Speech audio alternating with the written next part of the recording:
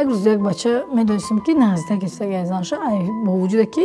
خانواده‌شان زید بودند به نهایت مبارزه برد بعد دختره ولادار شد امروز اگر چنین شود در خانه خشتمان تماما کلینا روز نمیتیند که ایت خرد خش کردی این ویبریت بود تو انتخاب کردی مودای معقول نیست نه خیلی و خالی فقط گناهی امروز بیچاره دختره میکنن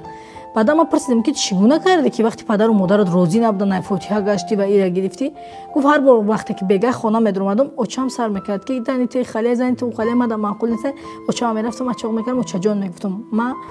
نمیخوام که دو بخته سه بخته شام اوچا جان شما توجی سر می نه که مو هم سر می اوچا جان نه پشتی ایشم میگفتم میگه نه پشتی خانه میدرمادم زنم سر میکرد اوچای تی خاله اوچای تو خاله مرا خیلی میکنم مرا با زن من میگه با گوش میگفتم من میگفتم که ترام بهترین زنی هستی که من برای توی قمی برزق بردم تو را گرفتم 6 سال میگم من چنین رفتار کردم در خونه همسر ما آرام میکردم در بیرون مادر ما و امروز میگم من زندگی آرام و آسوده دارم چون که مرد نه در پیش اینش ایش گنده کرد نه در پیش ایش وقتی که مردان در پیش مادرشون زنشون گنده میکنن پشتی زنشون نمیگیرن یا که گنده نکنین تماما یا که تماما پشتی یگانتش نگیرین در این حالت شما میتونین که صلح بین مادرتون و همسرتون برقرار کنین